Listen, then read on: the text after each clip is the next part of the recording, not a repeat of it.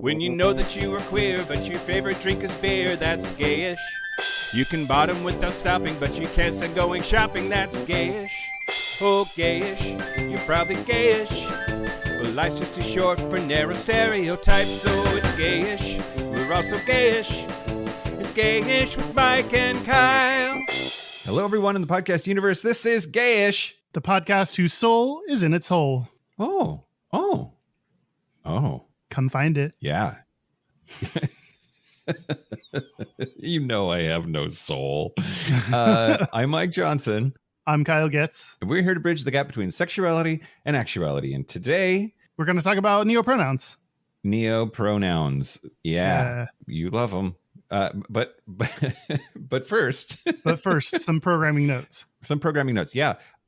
Los Angeles is sold out. You waited too long. You're fucked now. Sorry. Mm-hmm. Yep. So if you want to go to Houston, make sure you get on it so that you don't miss your chance to see us live. Yeah. We'll be in Houston on October the 15th at noon at Kiki. Quick note about Los Angeles, though. Akbar does have another room. So if you want to come and hang out and not see the show, you can still come for like the meet and greet part or whatever. You just won't get to sit down and you won't get a cocktail. So consider that. But that's on September the 10th at 4 p.m. at Akbar. Sweet. And also make sure you buy your Houston tickets soon because pre-sale is ending on September 1st. So buy your tickets before that. Do they have to buy them on September 1st or before that? Before that. August 31st is the last day. So today, if you're not a Patreon supporter and you're listening to this the day that it drops, today is the last day to buy tickets at the pre-sale price. The cost for Houston goes up $6 on Friday. Cool. We also have our 350th episode coming up. That'll be the next episode that comes out. We are doing a live stream to celebrate it, which takes place on September 3rd at 6 p.m. Pacific, 9 p.m. Eastern. You can find the event details on our Facebook page. And to celebrate, we have two things going on. One, send us your questions. We always do a Q&A for every 50th episode. So send in questions to Gayish Podcast plus the plus sign 350 at gmail.com by September 1st so that we can answer your questions. What do you want to know about Mike? What do you want to know about me? We need your questions. And what do you want to know about Derek? That's fine too. We don't care. Oh, sure. I'm taking the lack of questions so far as a sign that nobody gives a shit about us, Kyle. Everybody fucking hates us, and I don't even know why they're listening. Wow, really trying to pull at the sympathy thing. I don't know. Is it working? I don't know. We'll see on September 1st. We also have a t-shirt design contest also due by September 1st. Design a Team Kyle and or a Team Mike shirt, and Mike and I will pick our favorite ones to sell in the merch store. If you want to design one for Mike, then he'll pick his favorite. Design one for me, I'll pick my favorite. And we're excited to see what you come up with. Yeah, and we have at least one submission that is like, I guess both. I'm not quite sure. Ma Johnson has a submission, everybody. So like, it's a high bar. Yeah. Get those in by September 1st. Great. And now the news. Shut your mouth hole. It's time for your ear holes. News. News the first. Kyle, do you know who Alice Cooper is? Alice. It's the Alice of Alice and the Blowfish. What's that band called? It's Alice in Chains because Alice Cooper is in chains.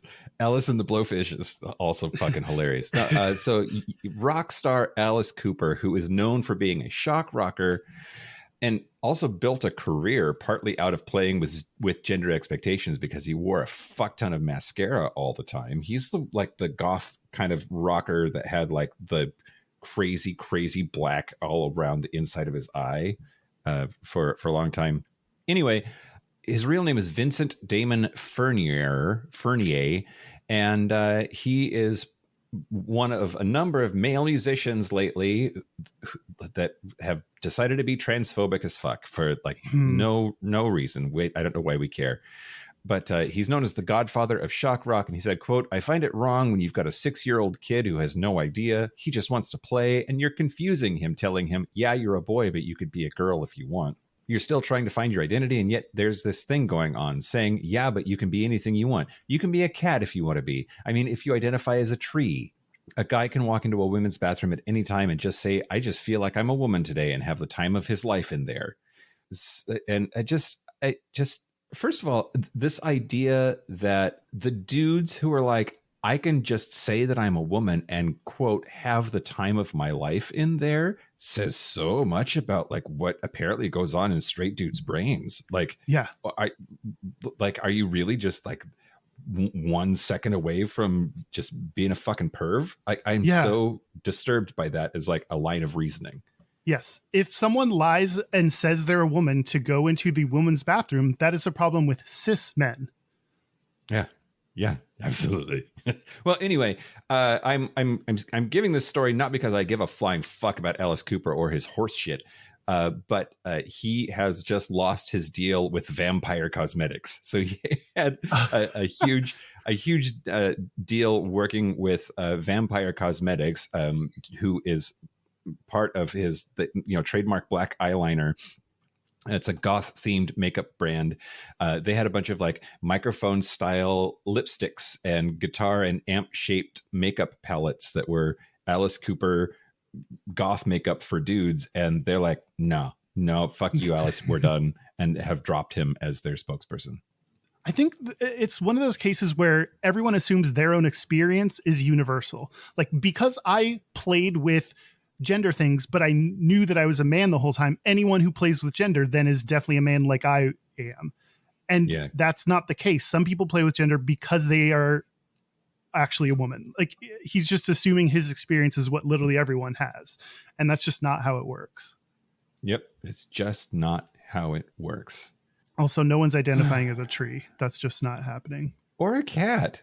Or a cat. Like, I mean, sometimes they do, sure, maybe, but it's not like. Do they?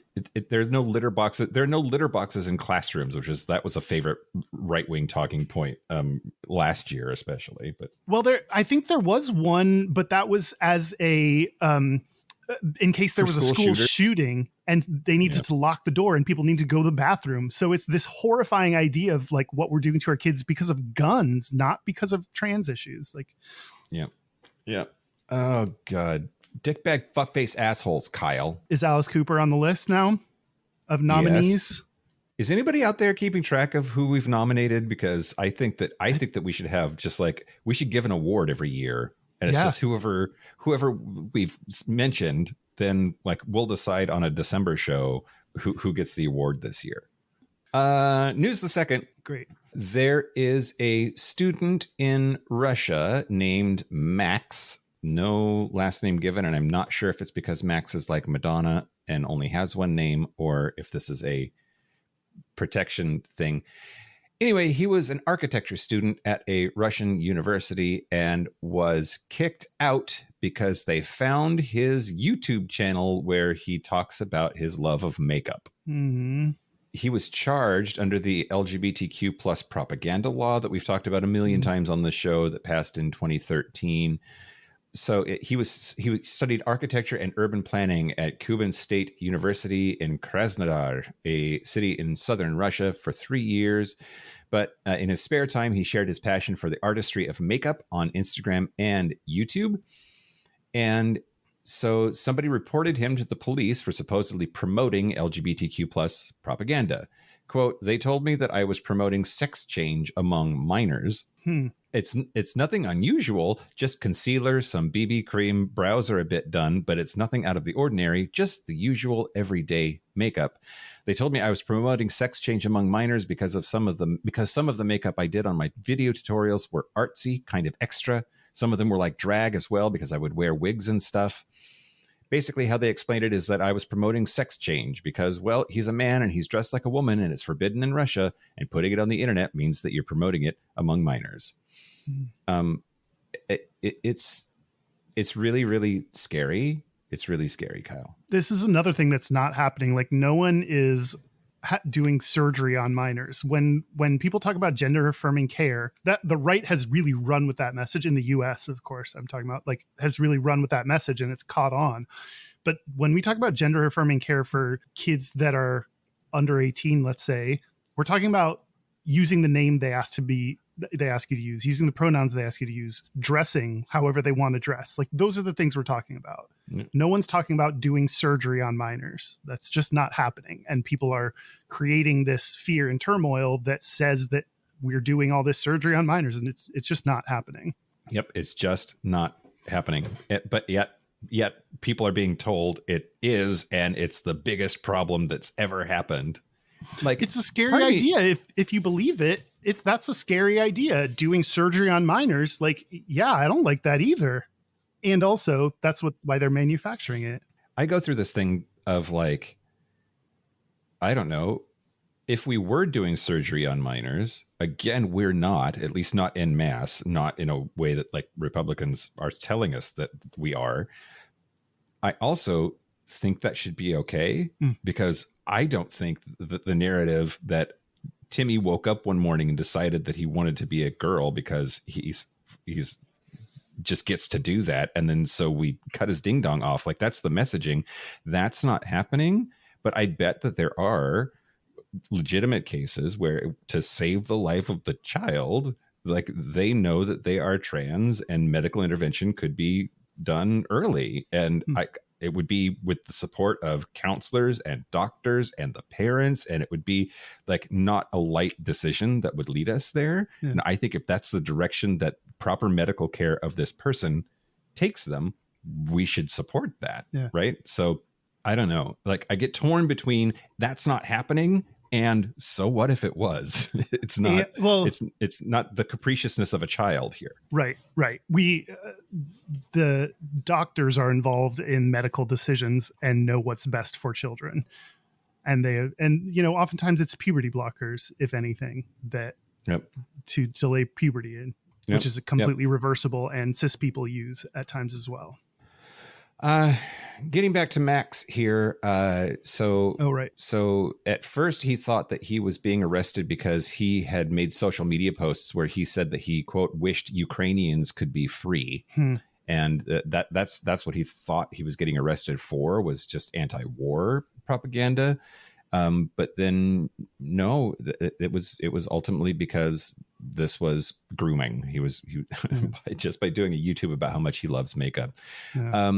The Pink News article about this points out that since the war in Ukraine in 2022, more than 1.3 million people have escaped Russia, most of which were young people, and a lot of which have been identified as LGBTQ people who are trying to get away from the regime.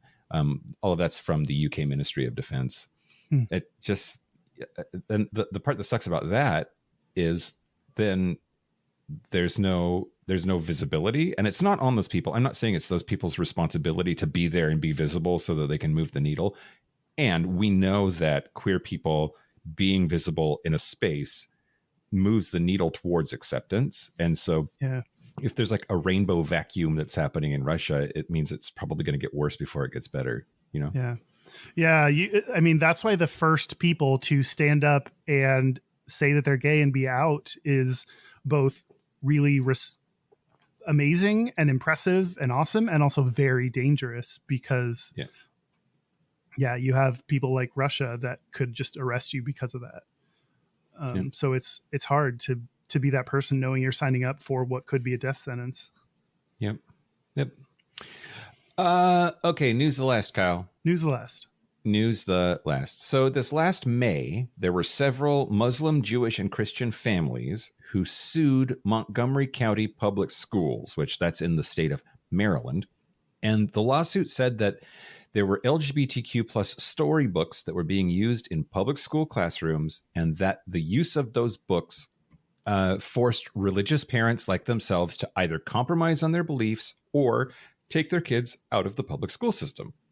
So in Maryland, students are allowed to opt out of certain lessons. So like the family life and human sexuality curriculum, for instance, you have to send home like a permission slip, and parents have to say like, yes, it's okay to explain the birds and the bees to my kid because I'm too chicken shit to do it or whatever.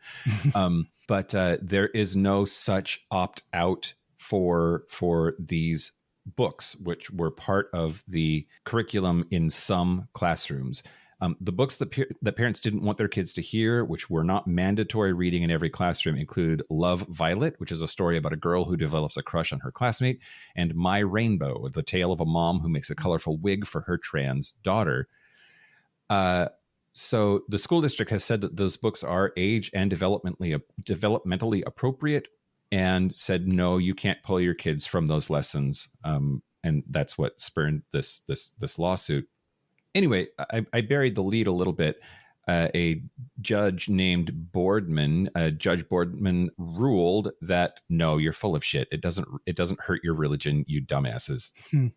Great, and that's great. Yep. Judge Boardman ruled that the parents failed to show that schools not having an opt-out policy would result in the indoctrination of their children or otherwise coerce their children to violate or change their religious beliefs.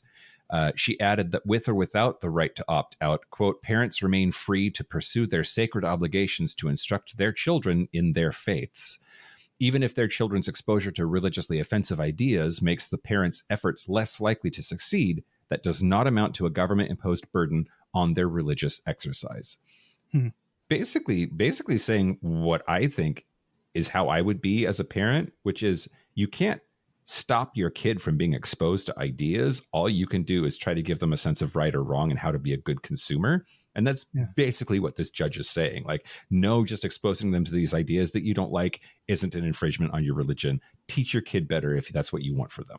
Yeah. You have an obligation as a parent to teach them what you want to teach them, and school has an obligation to teach them things like truth and history and science and shit. Yep, absolutely. And once again, it seems very much like they object to our existence being discussed, right? Yeah. There's no circumstance in which an 8-year-old is being exposed to gay porn, which is what they want to say is happening. It's just not. But just merely saying that like gay people are a thing is apparently the most hurtful, offensive thing that we could say to their young, impressionable bullshit asshole child. Which those parents are the reason it's all the more important that we do introduce these ideas at school, because they sure aren't getting the equality message and the love everyone message at home. And hopefully they're getting that from school, because they're the ones that probably need to hear that the most. Yep. Well, that's the news. That's the news. I want to thank the following Patreon members. Just A. Thanks. Just A? I can pronounce that one. Got it. Nailed it. Fuck, Mike. Maybe. Louis Emilio. Nzep. Nzep? Yeah, sure. Nzep. Yeah. Hannah C. Rob Hudson. Dehan Levick. Thank you all so much for supporting us. Thanks for supporting us. You can go to patreon.com/Gayish podcast if you want to get episodes a day early and ad-free and support the show. And at higher levels, you can also get bonus episodes and segments and all kinds of good stuff. So check it out. And use my mouth hole. Oh, yeah. And if at the $15 and up level, you get to send in 100 words and Mike has to read anything you write in. Yep, absolutely. So also, you get half off your live show tickets that you're going to buy because you like us. Yeah. And in that case, you don't have to hit that pre-sale deadline because you get that no matter when you buy. Yeah. Yep. You want to talk about neopronouns? Yeah, let's do it. All right. I can't believe that I'm going to do this, Kyle. Okay. I'm going to talk about the history of neopronouns, but more importantly, in case maybe you already know this, good listener, but the thing is, there are lots of your other fellow humans on this planet who are fucking stupid who don't. So just bear with me here. We need to talk about neopronouns. The word neo, the prefix neo, means new. So what is a pronoun? Kyle, what is a pronoun? A pronoun is a word that takes place of a person's name. That's pretty darn good. Yeah. A pronoun is a word used instead of a noun to avoid a repetition of it. At least that was the original definition of it. It comes from the same Latin root as name or the word noun. And it is anything that you use to replace a noun with. So if we go and limit it to personal pronouns, which is what we're talking about here when we say neopronouns, then that is just a replacement for a particular grammatical person. First person is I, second person is you, and third person is he, she, it, or they. Neopronouns are new additions to that set. It's a little difficult maybe to determine exactly what we mean by new, but new additions to that set, and are like scoping it down that way have been around longer than I thought, but not as long as one might think. So even though neopronouns feel like they just kind of sprung up out of the internet age, or maybe even later, like the 2010s, they have been around for quite a bit longer than that. So one of the first instances of a neopronoun was in 1789 when William Marshall recorded the use of "ou" as a pronoun, "ou." 1789. Yep, 1789. So Wow. people have been replacing he and she with other shit in the English language at least since then. Does that surprise you, Kyle Getz? Well, no, only because I came across that info as well when I was researching. Okay, great. At the time, yes, it did. Because and I read that neopronoun might be a misnomer because of how old this actually is. These, you're right, that it does sound like things that were created in the last 10 years by Tumblr. And it's just not. People have been trying to do this for a long, long time. Yep. Well, and I'm going to talk about they a little bit later in the show, but I think that there is this narrative on the right that this newfangled shit is ruining the youth and destroying our language, and it's always been some other way, and they're shoving it down our throats. And the thing is, you're just fucking wrong. Yeah. You are just full stop. You are wrong. And I don't know when we as a society decided that we have to put up with people being wrong without them being told that they are wrong. So here I am. I'll do it. You are fucking wrong. If you think that this is new or novel or different, you're wrong. There you go. So apparently Thon was Scottish, and that was that or that one is what that meant. And in 1858, it was a gender neutral pronoun that American composer Charles Crosby Converse used. And yeah, so the thing is, what is true is that trans folks are much more visible and much more accepted, not without difficulty, but much more visible and accepted now than at any other period of history.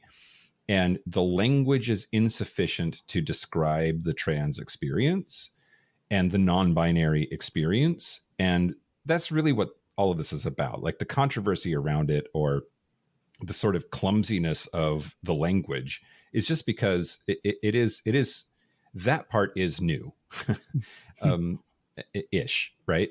Some of these pronouns were not created to describe trans people. They were just created to have a gender neutral word for things, right? Like these are not necessarily, these days we associate it only with trans people, but some of these pronouns were created to describe a gender neutral, like someone found my wallet and turned it into the lost and found.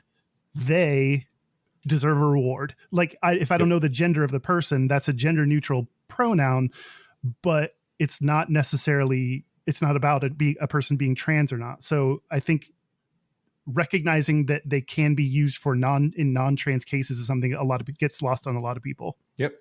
Yeah, absolutely. But it's the controversy. Yeah. That is new, not the use of other things in a gender neutral way. The controversy is new, and the controversy springs up as a cultural backlash to the fact that trans people exist and have rights. Right. And that conversation is fairly new. The word neopronoun itself goes back to about 2010.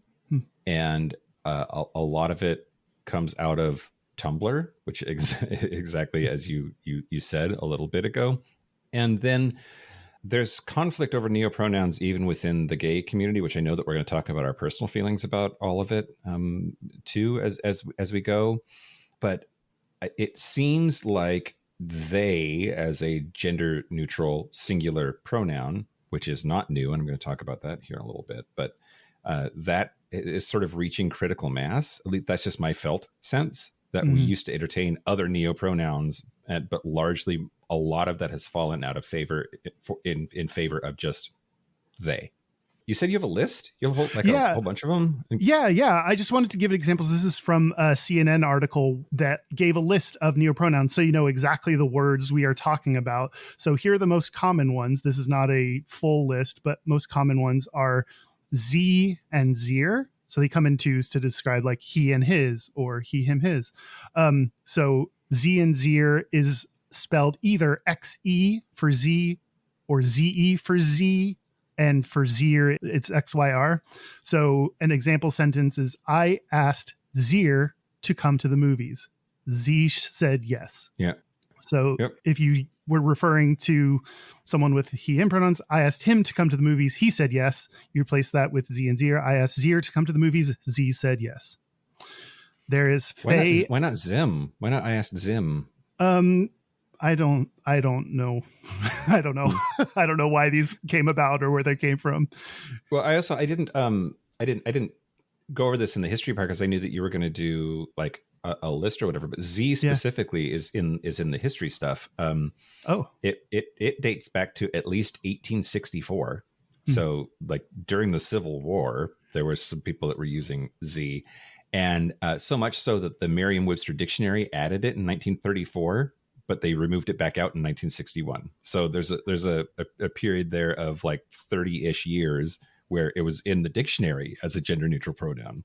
They were trying to make Z happen. Yeah, trying to make Z happen, and apparently they failed. But yeah, it's not fucking new. Go ahead. Yeah. That it's a lot of these are pulled from someone created these in the 17 or 1800s, and we're kind of picking up on them again these days. There is fair. So if the sentence was, he told me that his best friend is in town, you'd replace that with Faye told me that fair best friend is in town. There is AM air. I am taking M to the park today. A want to bring air camera to capture the garden for M self. And an air can be spelled EY or AE, and air can be spelled EIR or AER. So the spelling of these, that's hard to like think about when you're listening to the audio version, but those are the kinds of things that we're talking about. Those are the kind of pronouns. Zir, fair, AM air. Those are the neopronouns that are most common and that we're referring to when we talk neopronouns. Should I give you some data on them? Well, first, sure, but I want to ask you first. Hey, Kyle. Okay. Hey, Mike. Have you known people that use neopronouns other than singular they? The only time I came across it is when not someone personally, but someone was talking to me about a person that used zir pronouns. And so I have used them for a person that was just someone's friend who I did not know. So that's one time in my life that I've ever actually used them in day-to-day life. What about you? I had a coworker who had a child that used their pronouns, and I never met them, but that was my first encounter with it. And it was fairly early too, right? Like I started working there in like 2006, so this was like, I don't know, 2010, 2011. I mean, it was pretty fucking early in this like ecosystem, and but that was my first sort of tangible, real human example of like, this is how we're going to talk about this person. And it was interesting. Yeah. Well, that's a good lead into, let's talk about how many people actually use neopronouns. Great. So I got data from the Trevor Project's 2020 National Survey on LGBTQ youth mental health. So they surveyed 40,000, actually more than 40,000 because it's 40,001. So more than 40,000 youth that were ages 13 to 24 who lived in the US. Okay. Among LGBTQ youth, 75% use he, him, or she, her only. Okay. Then the remaining 25% How does that break down? 16% use a combination of he, she, or they. 5% use they, them only. And 4% use neopronouns or a combination of pronouns, including neopronouns. So ultimately, of the LGBTQ youth they surveyed, 4% use neopronouns. Got it. Okay. Is that higher or smaller than you thought? It seems higher, and the reason it seems higher. Well, I mean, first, I don't fucking know enough Gen Alpha kids to like know what the fuck they're doing these days. But it seems like 4 out of 100. I know a lot of fucking queer people, Kyle, and I think that 4 out of 100 I would have run into more than I have. But that just makes me wonder if it's so much harder to communicate that or talk about that. And like, maybe because people are sort of iffy about it, like people just haven't told me their pronouns so that I could practice because they're just exhausted. Yeah. You know? Yeah. Maybe it's some people that even if they use neopronouns just at work or in group settings, they don't know what the reception is going to be. And they might just be like, just use they, them. Like, what? I don't want to do this whole thing with you today. Yeah, exactly. Well, you mentioned younger generations, but there is data about adults. So data from the 2021 LGBTQ community survey, which is done by CMI, surveyed more than 15,000 LGBTQ people in the United States. And of those 15,000, what percentage of LGBTQ adults use neopronouns? Oh, 2. Yes. You got it. Really? Yeah. I think this is the first time in the show's history that you got the exact number. Yay. I have streamers in my pocket for this moment.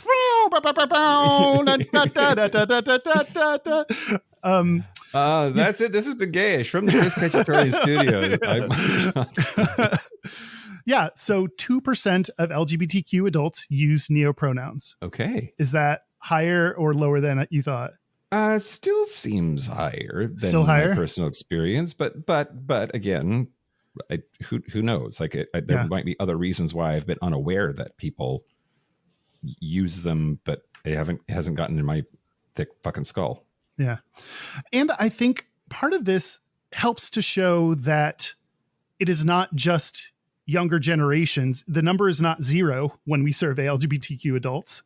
It is 2%. So the number is growing, it seems, when you look at younger people versus adults, which aligns with just LGBTQ identification.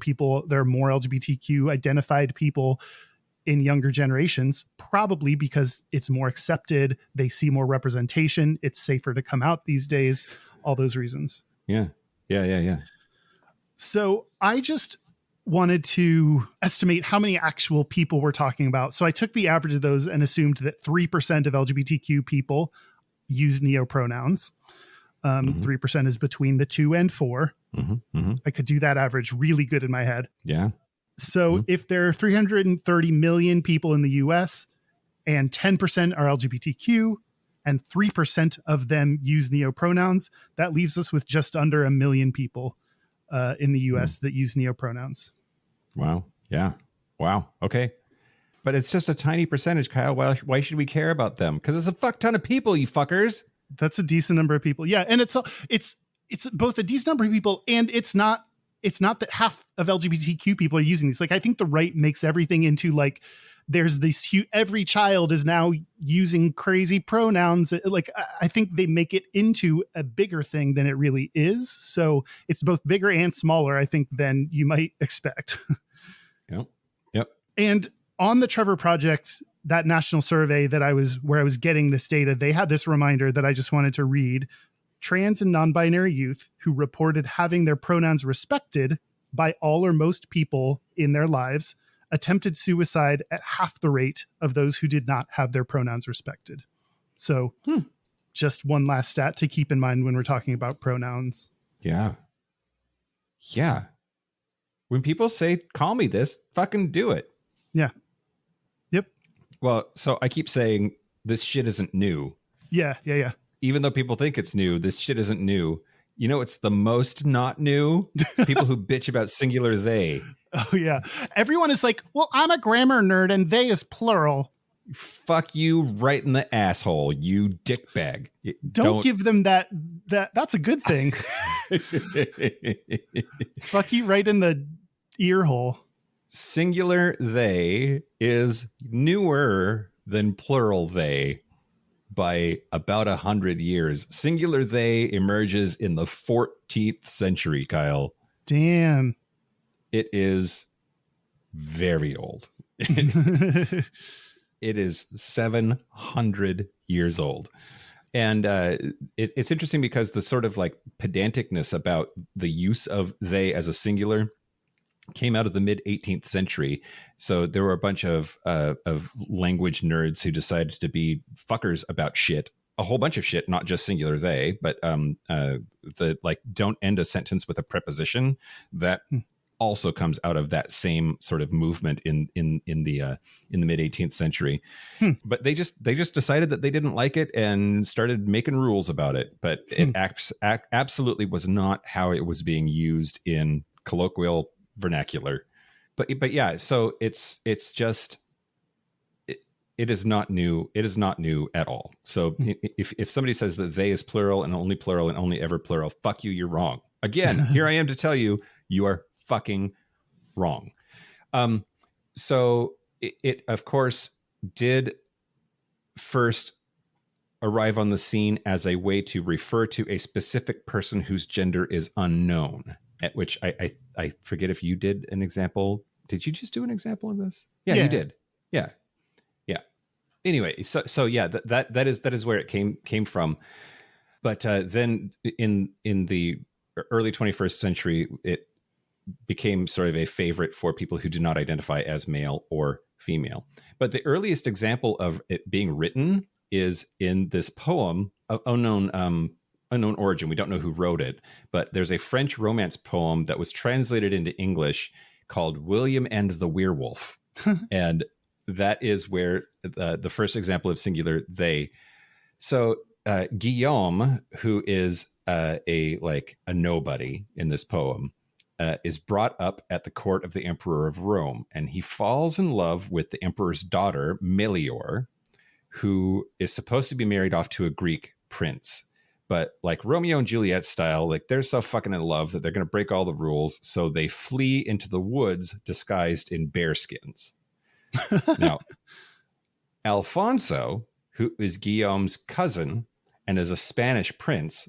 So apparently Guillaume is a royal of some kind. That part didn't make any sense to me. But he was changed into a wolf by his stepmother's enchantments. So he's a werewolf, but he feeds and protects them.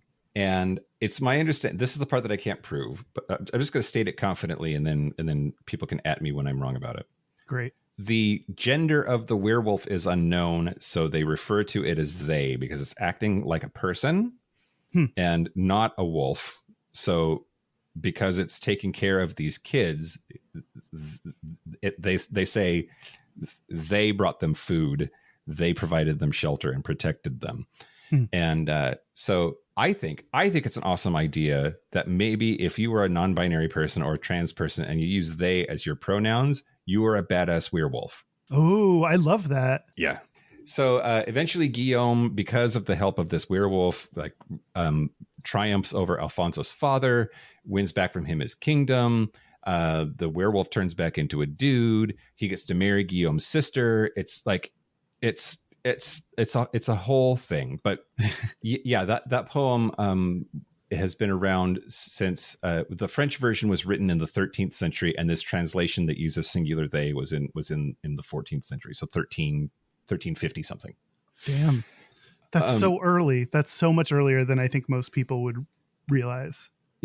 Yeah, it's singular they has been around forever, and to say otherwise is just fucking wrong. So you can, and that is the sort of pedanticness with which I shall not put up, or whatever. Up with which I shall not put is what he said. That's what he said. Yeah, it's fun to know that ending with a preposition is just kind of made up too. Like, that's not an actual thing. You don't actually have to do that. You can end sentences with a preposition. So that whole movement is called prescriptivism, and it's the idea that there are rules and laws about language that must be followed, and to color outside of them is incorrect and or more likely a sign of low breeding. There's a whole bunch of like social contract shit about speaking improperly, meaning that you are lowborn, and it really is just classist patriarchal horse shit. We see similar things like when the Ebonics movement happens later in the 90s. African American vernacular is the more correct way to refer to it. Black people speak differently. That is not bad, and it is not because they are less than. It's because that's how they speak. And so I say all the time, prescriptivism is dead. And when I say prescriptivism is dead, I'm saying like it's not up to you to decide. If enough people are using it a certain way, that's correct. That's how I feel about GIF versus GIF, Kyle. It's a fucking GIF. The guy who invented the file format says it's GIF. I give zero fucks. It is now in the common vernacular. People say GIF. He and everyone else need to be over it. Prescriptivism is dead. Yeah. I think you just sound real snooty when you try to say GIF, because you're like, oh, I know a fact about the guy who created it. I'm going to make sure you know that I know this fact about this guy. Like, I don't know. It feels like you're trying to push some way of speaking onto people that just doesn't matter. Like, why are you holding on to that so tightly? Yep. I will wrap up the singular they portion and hand it back to you for whatever is next by saying that they was named Word of the Year for 2015 by the American Dialect Society. It was Word of the Year for Merriam-Webster Dictionary in 2019. And in 2020, the American Dialect Society selected it as Word of the Decade for the 2010s. So, even word nerds understand and are down with they as being used as a singular pronoun. So the fact that words can win awards is kind of a weird thing, but they has won some prestigious awards, Kyle. They've won more awards than this podcast. Right. Yeah. Exactly. Yeah. Well, I am going to talk about or give you some quotes from the internet about neopronouns. I like to especially use the voice of people who actually do this and make sure their voices are included in this conversation. So first, I will tell you about Dua Saleh. That's my best run at that. A musician and actor who appeared on Netflix's Sex Education and uses the pronouns they and Z.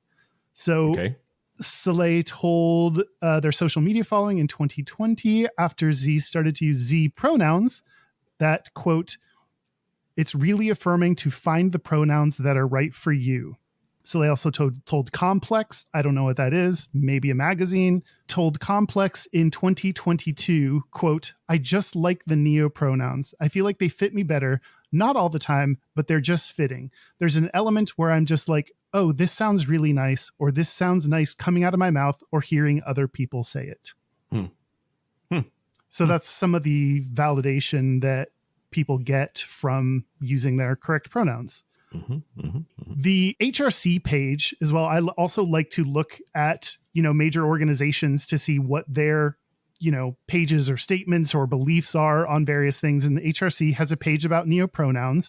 A lot of it is explanatory, just helping people understand what they are. But they also include this sentence. When someone chooses to use neopronouns, they are expressing their authentic selves and deserve our respect. And then later they say, quote, neopronouns are a wonderful expression of our society's diversity, and using the correct pronouns for someone is a great way to show your allyship. And finally, I will read this from Reddit. Someone made a comment about this on Reddit. I keep saying that I use they, them only because that's the closest I can get to my preferred pronouns without completely losing any professional credibility. In a world where it was normalized and wouldn't impact my career at all, I would solely use Z, them, zers, himself and be significantly happier. So that phenomenon we were talking about where, maybe people just use they, them because, although it's still gets pushed back. It's far more understood and recognized than some of these neopronouns. Like that is in fact happening. And I could very much see in the corporate world, like you could just be fired with no cause for being trans or being gay. So like I could see not wanting to use the actual pronouns that you like and feel good to you. Yeah. Well, I mean, like this year, we've heard it in the news a lot that people adding their pronouns to their signatures in their email has gotten them fired because people are all so fucking freaked out about it now.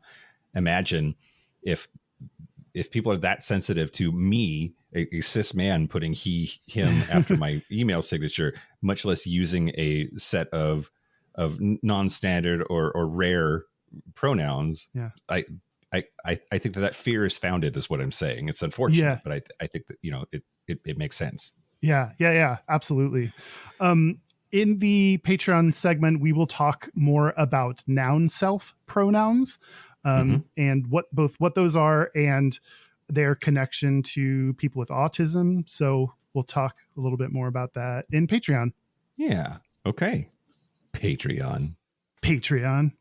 You get the good stuff. Well, so more about like linguistics, Kyle. Let's do it. The thing is, we're talking about pronouns in English, but there are other languages, and there are other languages that have pronouns. And there's a couple of things that I want to talk about. First is that like English is crazy flexible. That's one of the reasons that it's so fucking hard to learn, is like our spelling is all fucked up because we've borrowed all of these words from all of these other languages because we have the flexibility that allows us to do that. And the fact that we have a they for us to sort of co-opt for this purpose is also like a built-in level of flexibility that so as difficult as it is in English for us to adapt to this, it's even harder in other languages. And I want to talk about that, I guess. Yeah. Like, well, you took Spanish, for instance, right? Like what is the third person singular pronoun in Spanish? I guess. Yeah. There's él and ella, right? Yeah. I'm trying to think if there's like a third person you can use. Instead, that would be formal for you. Yeah. No, everything in Spanish, like every noun even, is masculine or feminine. If I'm talking about a chair, it's feminine. It ends in the female letter a, so the chair is feminine. Like every noun is one of the two, so it's like even more built into the structure of their language, even beyond pronouns, that all nouns have some kind of gender. Yep, absolutely. Well, and so again, more on Spanish. That's Latino is a male Latin person. Latina is a female Latin person. There is no other option, right? So we have Latinx, which like you can write, but it's very clumsy to say. Yeah. And in Argentina, the capital, Buenos Aires, which is a fairly progressive and safe place for queer people. But just last year, in June of 2022, they passed a policy that forbade public educational institutions from using gender-neutral language. Wow. On the basis, gender-neutral language is grammatically incorrect, causes developmental learning issues for students, and is a corruption of the Spanish language. So they specifically said you cannot say Latinx in public institutions in the city of Buenos Aires because it's not Spanish. So it's prescriptivist, right? Yeah. But I have heard before from a bunch of brown people in my life that like Latinx is some American white people bullshit. I've read mixed things on. There was an article on them.us, one of my favorite news sources, that interviewed several different people, and some people use it and some people don't. They have like it's not 100%. It's not fully caught on. So I think people have a mixture of feelings about it. Yeah, and so I've heard when I was down there last year, I asked some people in the office. I had no idea that it was like part of the current conversation in Argentina. So I was sort of surprised by their like how uncomfortable they looked when I was just asking questions. Now I realize it's because like that was being discussed like while I was down there. Wow. But I said like what are the options? And they were saying maybe ELLE. Oh. But basically they were trying to construct a third option. And then we had this whole conversation about like, but it's still clunky and sounds weird to a native Spanish speaker. And what do we do about it? But do you know the Sapir-Whorf hypothesis? I have no idea what that is. It's not about Klingons at all. The Sapir-Whorf hypothesis is this idea that your brain cannot properly conceive of something you don't have the language to describe. And I've grossly oversimplified it. It's not even supposed to be named the Sapir-Whorf hypothesis because the two people that it's named for, Edward Sapir and Benjamin Lee Whorf, they never worked together. They never stated their ideas in forms of a hypothesis. But it is this whole idea, though, that like in order to understand an idea, you need to be able to say words for it. Yeah. And so like there's maybe a legit thing happening in all of these Romance languages and other languages that have similar constraints that your brain might not be able to fully comprehend the idea of a genderless person because you don't have the language to describe that. And I don't know, I kind of get it. I think that a lot of these issues, there's a lot of discomfort and hand-wringing and right-wing bigotry horseshit. And like a lot of things, that comes from sort of an understandable discomfort, just that's being handled badly. Yeah, I think a lot of people can feel discomfort around something that's brand new. That's pretty natural for humans. And then with your discomfort, what do? Do you learn more about the topic and learn from people that identify that way or the group that you're learning about? Or do you just shut down and close off and say they're wrong, they're dumb, I'm right? The discomfort is not the problem. Or try to destroy them, right? Yeah. That's yeah. It's annihilating to say I'm right, you're wrong. That's annihilating to begin with. But I mean literally like try to legislate their rights away so that we can kill them or whatever. Yeah, absolutely. Yeah. So the discomfort is, I think, part of this conversation is that it is okay to be confused or uncomfortable or unsure or feel weird about neopronouns. Like that part is fine. And the path then is let's learn a little bit more about it. Let's have conversations about it. Let's understand it. Let's understand it from people who use this kind of language to describe themselves. That's part of why I wanted to include quotes. Like that's I think the right way to manage the discomfort that you feel. Mm-hmm. Mm-hmm. Yep. Another thing that I wanted to talk about. So in 2016, there was a bill introduced in Canada by Justin Trudeau's government and wanted to add gender identity and gender expression to the Canadian Human Rights Act and to the Criminal Code's hate crimes provisions. So the idea was that they were going to add to the definition of hate speech misgendering someone. And there was this discussion about neopronouns in particular, which again are like non-standard language, right? Like there has to be some grace for that.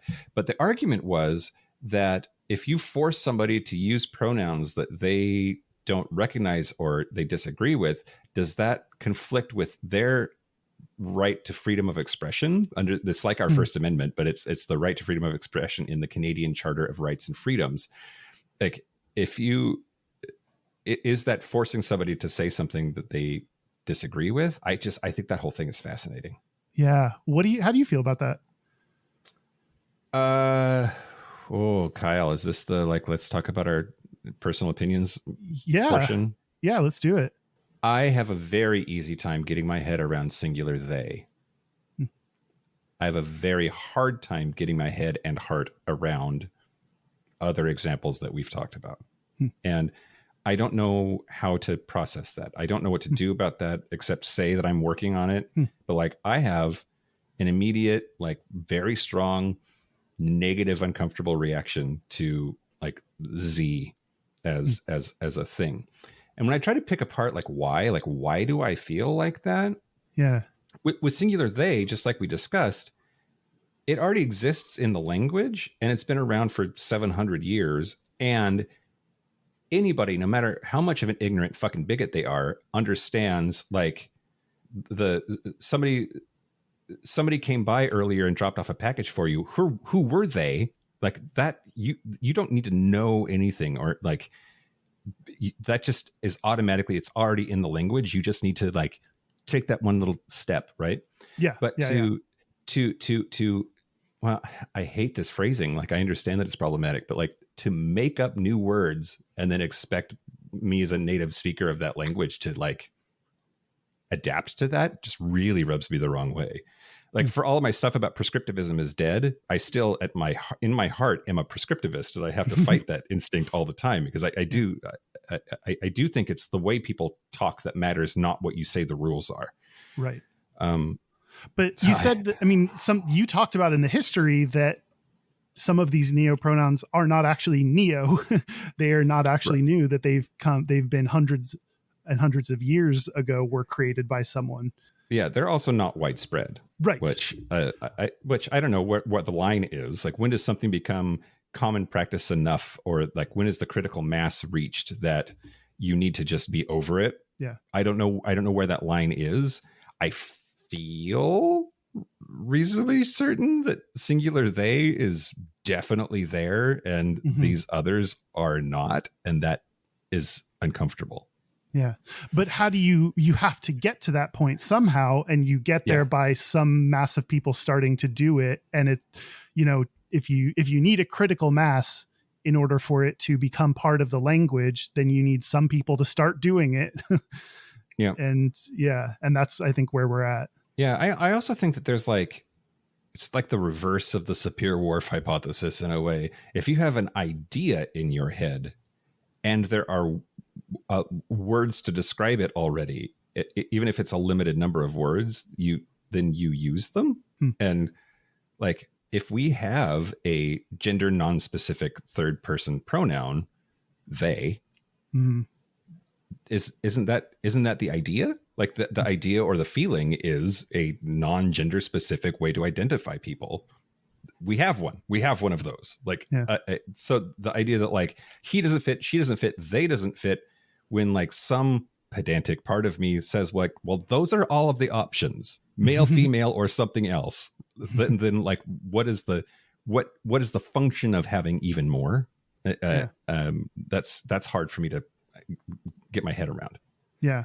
I mean, I think it comes down to, we say like, respect the way people want to be referred to. You even said that earlier, like respect people's, like the pronouns that they give you.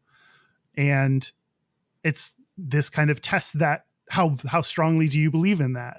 This kind of test that statement. Do you actually believe that you should respect someone's pronouns regardless of what they are? Is there a bending point where you shouldn't respect someone's pronouns? Yeah, it's interesting. Because I think I'm very much stuck on this, like, it's the idea that matters more than the language. And like, if I want to respect someone's masculinity, if I want to respect someone's femininity, if I want to respect that they are non-binary and are somewhere in between, do I have to respect their pronouns to respect the idea? I don't know. I hope I'm making sense. I'm trying to like put my finger on what's going on, Yeah. I think if it's something that's so, your name, the pronouns you use are so personal. I think we make a big deal about these when it's at its root. Sure, it's about pronouns, but even more so, it's about your identity. If you respect my pronouns, then I know you respect my identity. And so I think the fact that it's so very personal and so connected with identity is what makes it such a big issue. If you don't use my pronouns, then I don't believe you support me as my identity and me as an individual. And that's what causes, mental health issues and distress and suicide attempts is not people that don't respect your identity. Yep. Well, there's also something to be said for a pronoun is a replacement for someone's name. And almost no parts of speech where you can't just use their name instead. Right. So just do that. Right. Right. Yeah. Yeah. Yeah. And then you don't have to struggle with it at all. Yeah. Yeah. Are you really being forced to use a pronoun, or do you have ways, or if you like so violently disagree with it, can you just use their name, and then that's a compromise that works for everyone? I don't know. Yep. I'm still stuck on this. Can someone call you an asshole? Like, are you allowed to insult someone's identity and that's protected by free speech? Like, I don't know. At some point it becomes harassment and you're not allowed to harass people. So, I think we do have limits on free speech, and free speech is not just you can do and say anything you want, and that's protected by the government. I think we have established limits to that.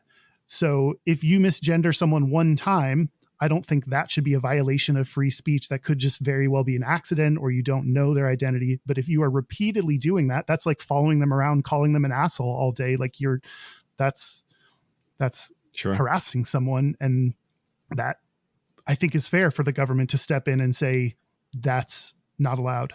Yeah. Yeah. I mean, okay. So harassment is a pattern. Like you can't harass someone once. Right. I guess you can sexually. I mean, Yeah. but like to say you're an asshole, that's not harassment. Right. But to call you daily and let you know that I think you're an asshole, that's a pattern. That's not great. Yeah. But yeah, maybe intent matters too. I don't know, man. I definitely think intent matters, because if you are new to neopronouns and you're trying and you mess them up, that's way different than someone saying, I don't care about this and will call you whatever I want. Those the behavior can look the same, but the intent is different. And that's really important here. Yeah. Yeah, for sure. Yeah. Another argument that people make is neopronouns make it harder for trans and non-binary communities to be taken seriously. That's that's an argument that I see online all the time. What do you think about that? Boy, I mean, I think that is an unfortunate truth. Like I think that I think that the vast majority of people in this country anyway are unprepared for much less something else, hear that and think that it's ridiculous and laughable, and will project that on the rest of the gender nonconforming community by extension. Should it be that way? Absolutely not. But I do think that's how it is. And I don't know what to do about that, because it sucks. I mean, I think about in the 80s and 90s, the gay rights movement leaving behind trans people because they said it is harder for us to move our rights forward with trans people attached to us. And I think about, times in the past where people have said a similar thing. And to me, I agree with you that this may be a harder thing for people to swallow, and that sucks. And I also think what we can do is then, as a LGBT community, say, no, these people are part of the community and we support them. So I think we have to start with our home. We have to start with us first and get all of us in line. Yeah. And to me, that means accepting people with neopronouns, just like we do accepting people with singular they, them pronouns. So that if we're not even all in agreement, how do we expect anyone else to get behind them? Yep. Ugh. I know that we're going to talk about noun self pronouns in the Patreon segment, but I find those even more difficult to understand. And that makes it like I actively have to make myself like respect it or something. Like it's hard. Yeah. I think what I have learned over the past several years, just so you know, like in spite of everything I say, I have an initial discomfort or like question when I talk about neopronouns, like, oh, are, the same thing that probably right-wing people say, are you just doing that to feel special? Why can't you use the language that's there? All that stuff. And then I read people's, someone describing it like, this pronoun fits me and fits my identity, and this is affirming and is who I am. And it costs me so little to use their pronouns. I have a little bit of learning gap I need to do to get used. I'm not used to them because I don't use them very often. So I would have to get used to, if there was someone in my life that said they wanted me to use them, it would take me a little bit to get over a hump. But it costs me very little to use the pronouns they say they want to use, and it gives them a whole lot. So it's like, what's the big deal? So am I going to fight philosophically? I don't believe in your pronouns that you're using. Like, it's just someone saying, here's how to respect me and here's my identity. Please respect my identity. And it costs me so little to do that. Yeah. Yeah. I don't know, Kyle. You don't know what? I don't know. I don't know what to do. What do you mean? There's something.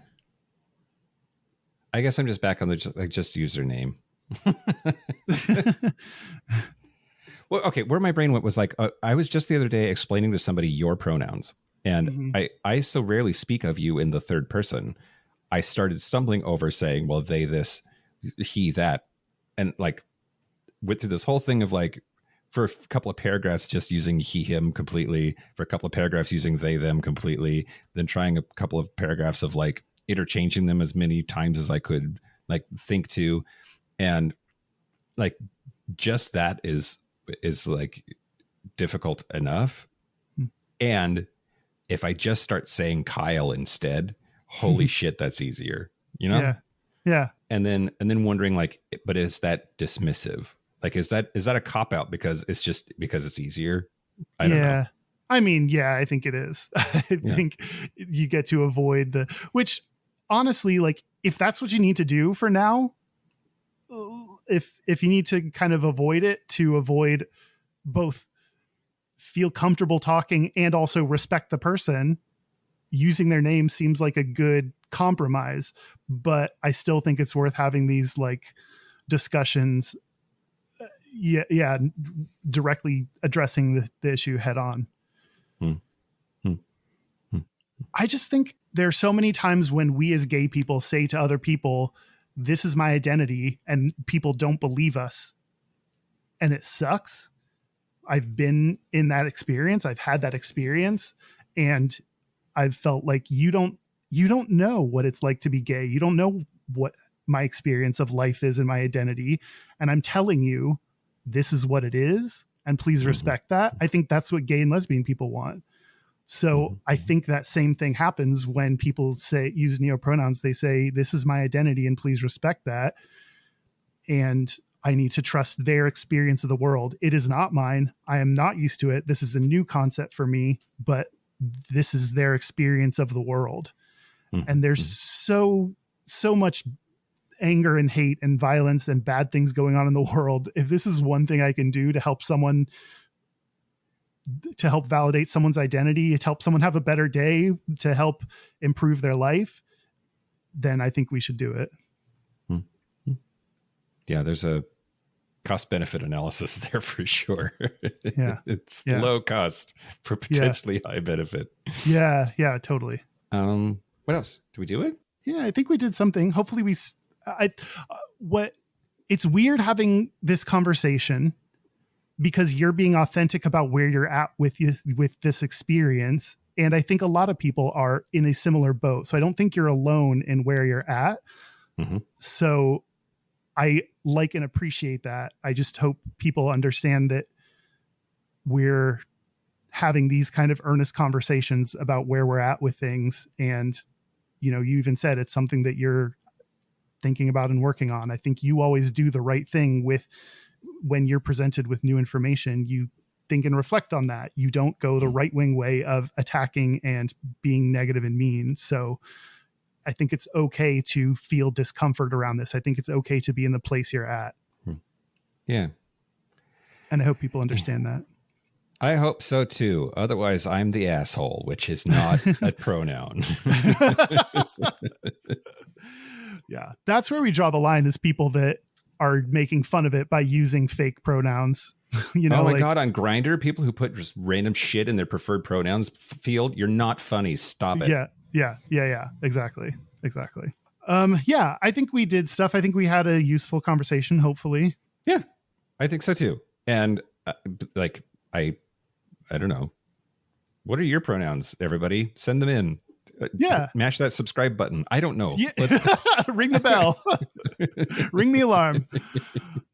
Oh God, help me out. Should we take a break? Yeah, let's take a break. Let's take a break. Break. This is the part where Mike and Kyle take a break.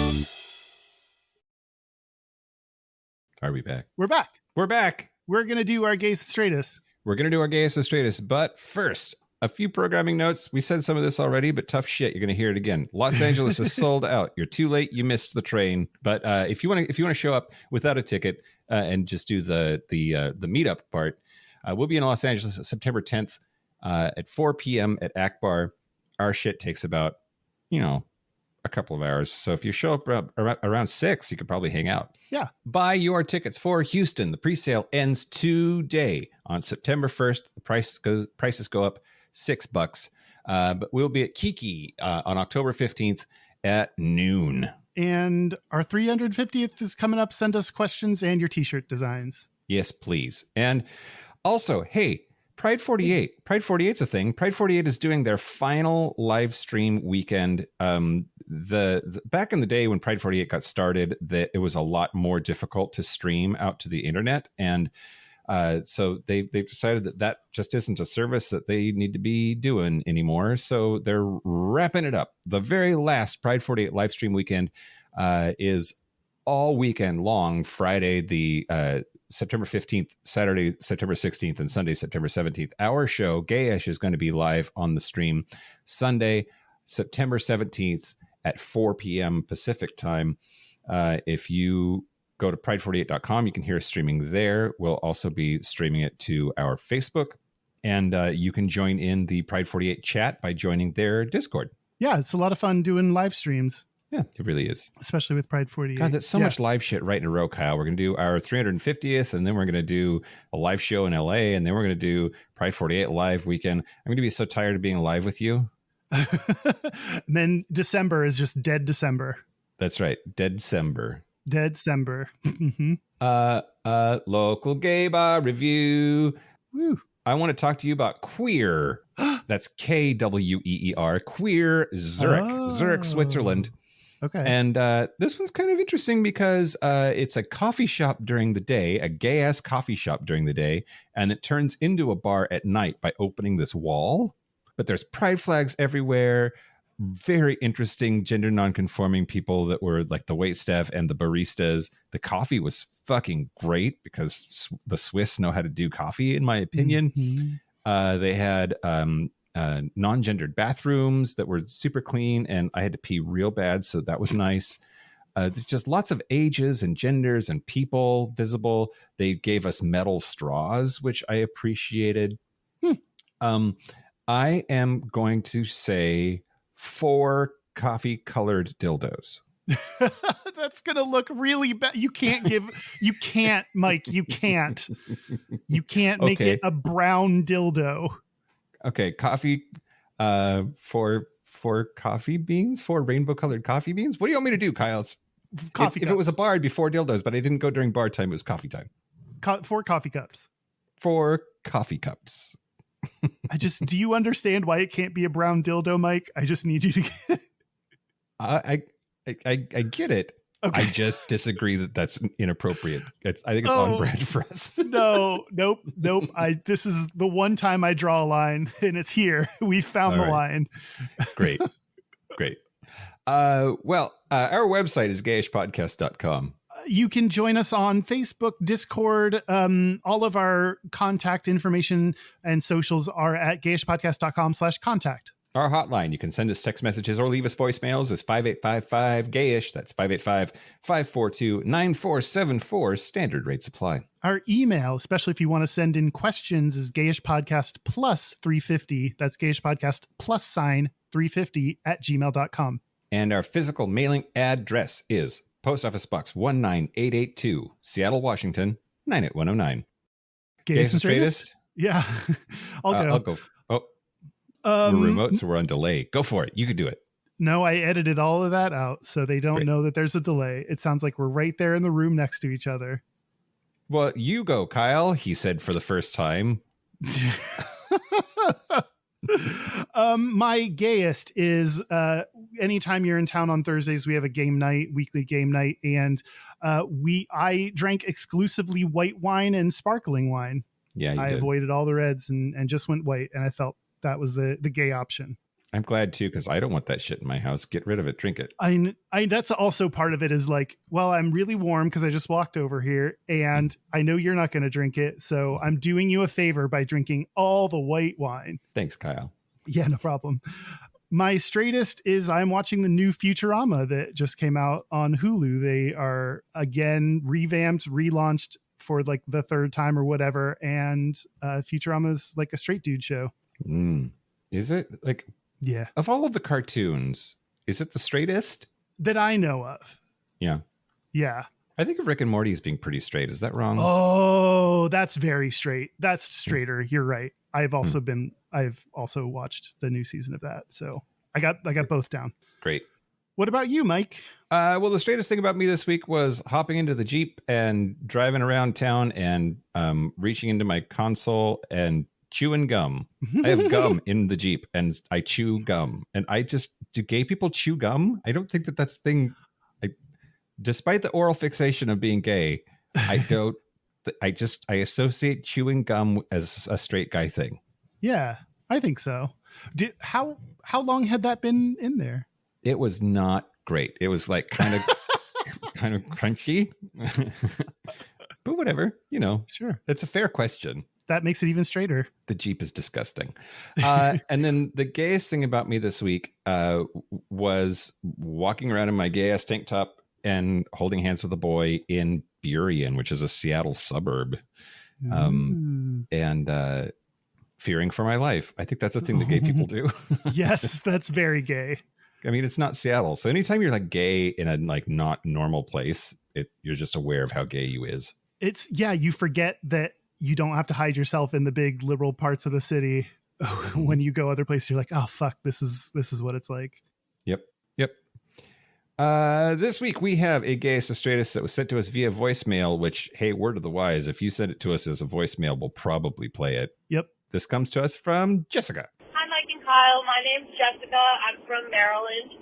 I wanted to submit my Gayest and Straightest of the week. My gayest is driving 6 hours for a weekend trip to visit my girlfriend, during which we went to a farmer's market, pointed out all the other gays we saw there, which was a lot, and I purchased a pot with boobies on it. My straightest is very hard to come up with, so I'm just going to go with the fact that I am actually very good at math. Love you guys. Bye. Thank you for sending that in, Jessica. We appreciate you. Yeah, we appreciate you. And I agree, doing math is straight. Yep. So. 100%. Ooh, I just did math. I think that's it, right? Yeah. We did it. I think we did it. Thank you to anyone who uses neopronouns that got to the end of this episode. If you did, we appreciate you most of all. And a big thank you to werewolves. Yeah. I didn't expect them to come up in our episode about neopronouns, but hey, here we are. Here we are.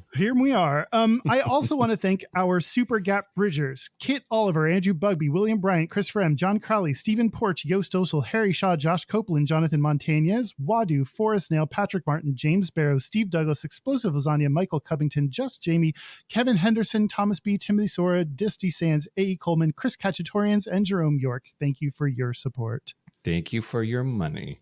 That's it. This has been Gayish from the Chris Kachatorian Studios. I'm Mike Johnson. I'm Kyle Getz. Until next week, be butch, be fabulous, be you. See you next week live for Q&As. Get those questions in, you bitches.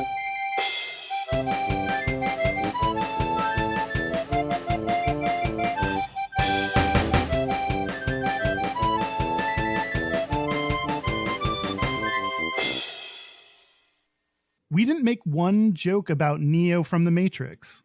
Oh, it was on my list, and then I decided you would hate it. I just expect certain things from you, and I expected that. Sorry. It's okay.